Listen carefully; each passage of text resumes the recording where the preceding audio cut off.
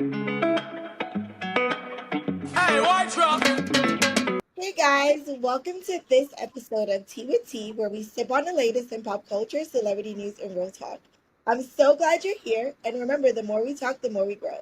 So grab your favorite cup of tea, settle in, and let's dive into today's conversation. I got the best teachers in Brooklyn with me, y'all. Introduce yourselves. Yes. Introduce yourselves, girls. So my name is Yasmin, and I am a fourth grade teacher. My name is Aisha. I am a middle school teacher. Yes. And I'm Fatima. I'm a second grade teacher. Alrighty, so we're gonna just start off with our hot tea segment, all right? So I don't know if you guys saw what's been happening in the news lately, but something went viral recently, right? The CEO of Astronomer is going viral because he went to a Coldplay concert, and at the concert, he brought a special person with him. Have you guys seen that? I sure did. I thought they were random people at first. Yes. But he decided to duck as soon as the kiss cam got to him. He decided to duck, and she turns around and she hides her face. And guess what? It was not his wife. Absolutely was So, not his wife. Embarrassing. yes, Messy. yes, very messy. I don't even understand why they were hugged up then in public. Exactly. You should be trying to However, hide the if you whole know, time. so let's talk about where they were located. Usually, you don't see kiss cams go that high. So normally, like it's going in the stadium, like in the seats. You don't really see kiss cams go that high unless it's like a celebrity there or something. Right. So I don't think they were expecting that. And they've probably gone to several other events where they have been located in like VIP areas and they've been able to, behave the way that they were behaving. So, Mhm. that's just Definitely not their first time. You're absolutely no. right. Yeah, not at Yeah. all. Do you like, how do you think his family, like, I don't know, if I was his wife, Okay. honestly, oh my goodness. The I wife don't had know. I to, don't know if he would be alive to continue on like living because Right. so I read, I've been reading up on it. And they said the wife has shut down all of her social media accounts because people were like, it was like mixed comments, like mixed, moods on it. Some people were blaming her. Uh, some people were sympathetic, empathetic. Other people were saying that she should have done something. This hasn't been going on for. I mean, this has been going on for a certain amount of time. So of course she knew, like basically, I see it as if they were blaming the women, like blaming her, blaming the other lady, and it's like, hello, were these men or women or both? both. Wow. Wow. Some nerve. Some It's nerve to always blame the easy female. for people to judge a situation when they're not in it. And that's Exactly. probably the worst part about the internet as a whole. Like Yeah. someone is always judging someone else's choices and not even knowing the full story, not knowing the context. We're only going based off like what we're seeing. We don't know how their Exactly. marriage was. We don't know the severity of like this other relationship he was having with this other woman, not justifying it and saying that that was okay because it was not. But it's so many like other factors that play a part into it. So people just like blaming like the woman, so both of them, like both the mistress and the wife, and not knowing like anything, not putting any accountability on the man. It's crazy But to me. I think that's because we exist in a patriarchal society, like where it's very misogynistic, very male driven. It's always the woman's fault. Yep. Even though in this case the man was the one who broke the vows. Yep. But there's also a lot of computer thugs, right? There's a lot of people online that will bully and write behind their keyboard. We don't see them. We don't know what they look like. They'll never face you in person, but they'll be behind their keyboard writing a lot of things, right? And they would Prayer, never say it in person or in that exactly. person's presence. Yeah. Exactly. So, I'm praying for the family because it is really embarrassing when your husband wants to act up for the whole world to see, right? It's really embarrassing, and I hope that they just do what's best for their family at the end of the day, you know? Alrighty, guys. So now it's time to get into our main topic at hand. My question for you teachers today is, do parents have a responsibility to support their children's learning at home? What are your thoughts on that? I mean, I would definitely say yes. All things considered, the school day is about 6 hours roughly. Um, However, students aren't with us for the entire 6 hours. So they go to specials like gym, music, Spanish.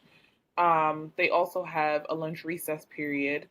Um, and so with those things taken out, they're with us for what, 4 hours? There's no way that we're able to teach everything um, and get everything in with fidelity. I feel like from the outside looking in, a lot of people tend to say, well, teachers should teach this and they don't do this and they don't do that. Um, but when you think about it, and I think during COVID, a lot of people began to realize what it's really like to be a teacher. And I think we got a little bit more respect during that time. But there's no way, like from my upbringing, I remember my mom would do like dots in a notebook and I would trace it to learn how to do my letters. She would help me with script. I remember her bringing in like manipulatives and helping me with math. And so it's not to say she's the teacher, it's more of like a reinforcement of everything you've already learned just to make sure that you actually understand it before the teacher moves forward. So I absolutely believe that there should be some sort of support at home from the families. Yes. So Anybody? I have a little pushback because I'm just thinking about like me growing up as a kid. My mom would work very long hours. So by the time I get home around 2 or 3 o'clock, she's not even home. This is as I get older, as I'm a teenager. So like from a parent's perspective, sometimes they're probably feeling like, well, it's either I put food on the table and give you shelter, or I'm at home not working and helping you with your homework. And sometimes the parents, like even when I print out homework packets and things like that, they're not even sure of like the new techniques that we use on a day-to-day basis. There will be times where students will come and they're showing me a technique like the vertical form in math. I'm a math teacher, and I will be like, well, we didn't even get to this segment yet. I didn't even teach you vertical form yet.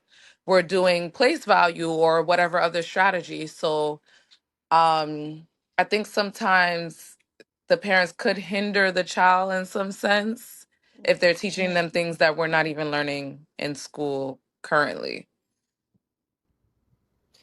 Um, I understand where both of you are coming from. You both make valid points, which is why I feel like maybe I'm on like both sides. Uh, I feel like the foundation of learning should start at home, like the ABCs, letter sound recognition, how to write your name. Like you should come in school knowing how to spell your name. You should come in school, knowing some sight words. You should know your address. It's like things that you should learn at home that the teacher should strengthen when you come to school. And Right. then the teacher can teach you things. And then when you go home, the parents can strengthen what the teacher has taught. As a middle school teacher, I get a lot of non readers. And that is very scary for me and very frustrating for me because I'm not supposed to be teaching kids how to read, yet that is what I'm doing at the same time as giving them or exposing them to their grade level curriculum. It makes my job very difficult. One time I got a kid who didn't even know how to spell her name, and she was in sixth grade. That's scary. Like, so I feel like it's a I work most of us work at community schools. It's called a community school for a reason, because we need the community to help, manifest these kids' futures. Right. So yeah, I'm Agreed. on both sides. Yeah. I definitely 100% agree with what Aisha, right, just said. It definitely starts at home. Working in a charter school, I personally kind of feel like a lot of parents are not really preparing and setting up their children for success. I really do feel like they should be coming into kindergarten at least knowing how to write their names, knowing their letters, knowing how to at least say, like, count their numbers from like 1 to 20 or 1 to 15, something. Like, you should not be coming in like a blank canvas. And also just knowing how structured a charter school setting is, it almost feels like you're sending your child to charter school for decoration because it looks nice or it sounds nice, and not really understanding like the work that comes behind it. Like, it's really not a game, and it moves very very quickly. And and if charter school is not a good fit for your child, then like don't send them there. Yeah. Because we're not meant to make like a school fit a child. Like, that's not what this is. Like, you want to find the best school that is best for your child. Don't try to make your child fit into a setting that is not necessarily for them. Right.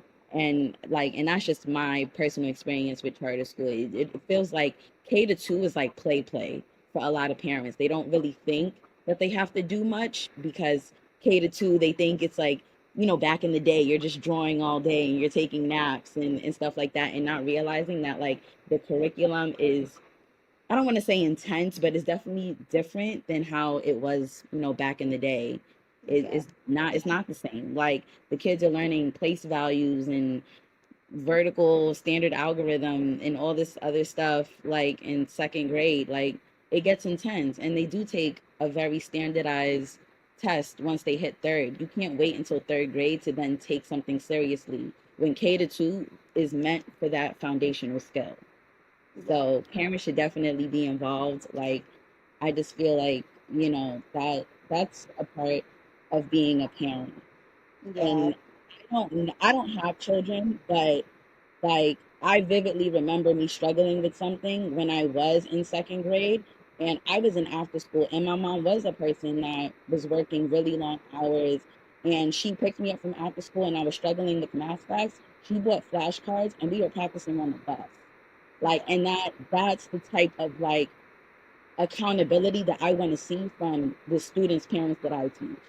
Like, I need to see that from you, because I remember my mom doing that, and that was way before, and I wasn't even like that behind. So it's just like, where is that? Like, you know what I mean? I know times are different, but also like, if you like care about your child's education, you would really put in like the time and effort, even if you are tired, even if like, like, all of that aside, it's just a lot. So Yeah. yeah. No, you guys all made some really valid points. I will say that. So I've worked in charter and I've worked in public school, and I think based on the different areas that I've worked, it really showed me like I'm gonna give you an example. If it's a socio like you work in an environment where a lot of the parents are, I would say, poor. Maybe they live in a shelter. Like, for example, I work right now in a school where across the street it's a shelter. And to be quite honest with you, some of those parents don't show up to parent teacher conferences. Some of those parents don't check their kids' book bags, right? To see that if they have homework or if they have anything to do. Even when you send home notices, they don't look at them, right? So but on top of that, a lot of those kids, they're pretty much raising themselves, right? They come in, they're hungry. There's a lot going on, right? But I think it's also our jobs as teachers to have that open communication with parents, because you don't know what you don't know, right? The way I look at it is like, parents look at us as like how we look at doctors, right? When you go to the doctors, you expect for the doctors to have the knowledge and the to know, you know, um, all the information, right? So maybe you'll go on Google and you might Google something, but a lot of times like we're looking at the doctors like, oh, they have the answers, like they know, they've gone to school for this. And I think parents look at us in a similar way, right? I don't know how to teach my kid how to do certain things, especially because sometimes I feel like parents teach their kids the wrong way too, right? So there's also that, right? um if we're teaching a specific strategy, and they're teaching them the standard algorithm, for example, right?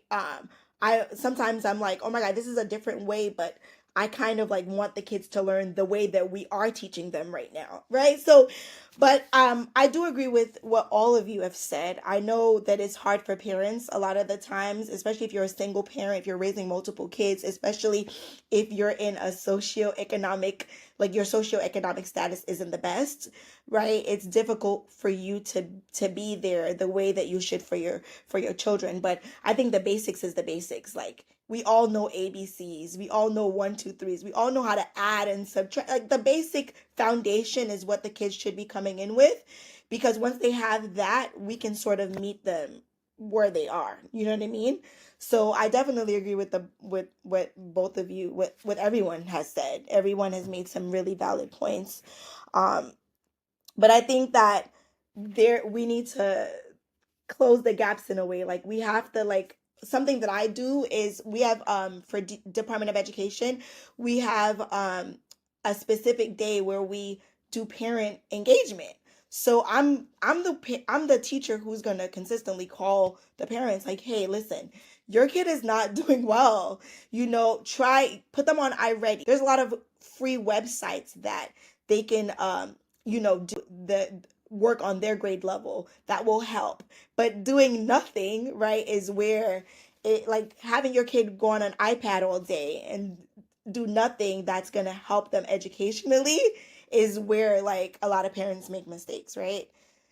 So I try my best to meet the parents where they are. Like I'm gonna call every week. I'm gonna let you know way before parent teacher conferences that your kid is doing bad, because when by the time we get to parent teacher conferences, we're both aware, because I've literally taken the steps to kind of prepare you for where your child is. You know what I mean?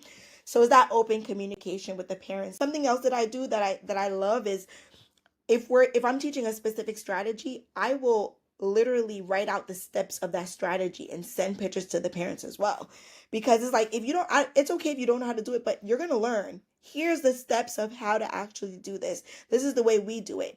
And granted, it doesn't look the same as the way you did it when you were in school, but we got to keep up with the times, right? Because we know the strategies change and you know but I definitely try to meet the parents where they are, because I think about it like this, right? I'm a mom myself.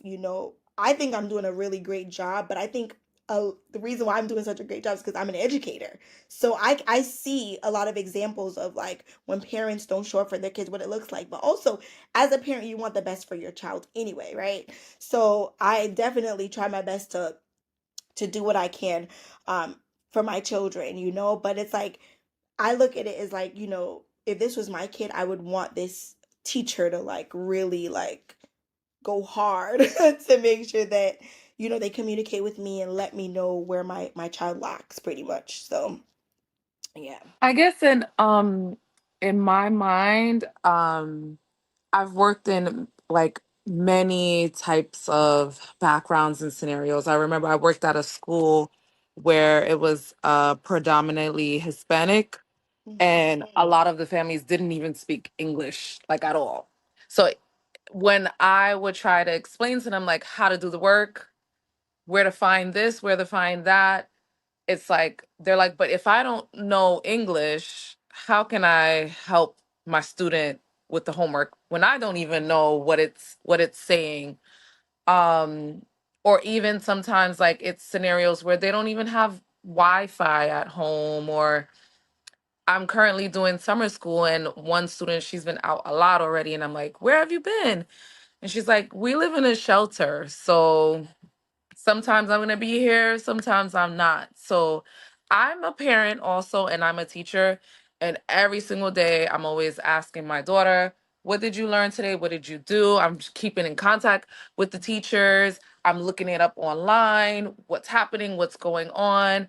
But like, I guess I can't think of it as like one size fits all because I don't live in a shelter and I speak English, and I have a co-parenting system. Like, it's easier for me to say what I can do for my child because I have like more leverage.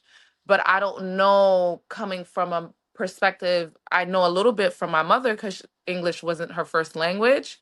So I can see why she didn't really help me with my homework or anything like that, because she didn't know at the time as much English. So I don't know. I feel like, yes, the answer is yes. Parents should be helping their children, but then at the same time, um, how much help can they give if they don't know English, or if they don't have a place to sleep, or if they have 4 or 5 kids and they're a single parent, or if they're hungry, or if they don't have clothes? What do I put first, the education or clothes or food? Like, that's where it's like kind of tricky.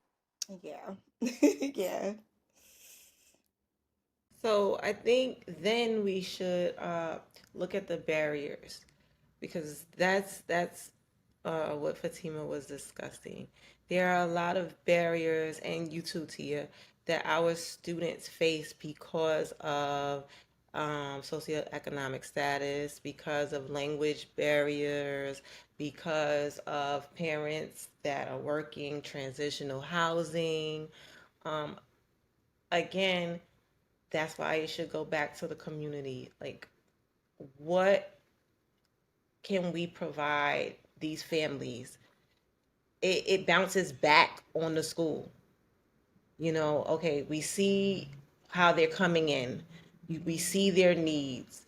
If you know a kid is in transitional housing, a parent is not working, or a parent has language barriers, then it does, in a sense, fall back on the school. What are we providing them, to help them? In my building, we have a SBO, where it's a small business organization called Grant Street Settlement, and we also have St. Nick's Alliance, who comes in and they provide supports for these families that don't have uniforms, they don't have permanent housing. We even have GED and ESL classes for parents. The community has to provide these resources so that the parents can be in a position to help the kids. Mhm. You know, Yeah. that's my Yeah. It's definitely a village, right? Like, raising these kids is a village. We spend so much hours with them on a daily basis. We're pretty much their second parents, right? And it's going to take the whole community. It's not just going to be just, it's not only on the teachers, it's not only on the parents. We literally have to work together. We really have to work together. One more thing that I wanted to say also about that is, even if the parent doesn't know anything academically that can help their kids, I think giving them a little experiences and actually talking to them will make a difference. I feel like a lot of our kids don't really know anything. And the reason why they don't know anything is because no one's at home speaking to them. The minute I step my foot out the house with my 2 kids, where I'm walking them to school, we're talking about the weather and the different seasons. We're talking about the sky. We're talking about the clouds and how clouds form. We're talking how rain forms from the clouds. We're I'm every I take every opportunity to educate them about something. Everything is a teachable moment, and I think that as a parent, you don't have to know everything, but anything that you do know, the kids aren't too young to absorb and to learn.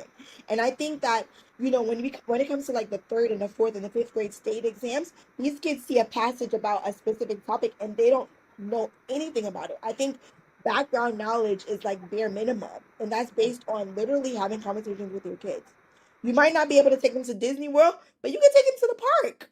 You might be able to take them to, if you have food stamps card, if you have a food stamp card, you can take your kid to the museum for free, right? Like, but it's like you have to take them somewhere so they can be exposed, right? That exposure is really important. And I feel like that's another way to benefit your kids, even if you don't know anything, right?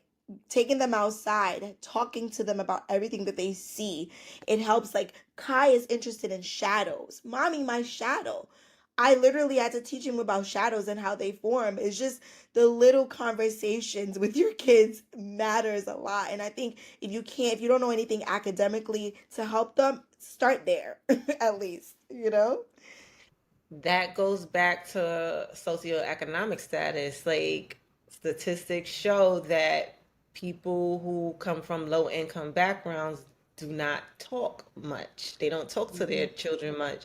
Mhm. Those kids have lower word banks than kids of families who have higher socioeconomic status. Mm. Like it goes back to what you said earlier. You can't teach what you don't know. But going outside is a free experience, though. You don't like it, like Not that, talking.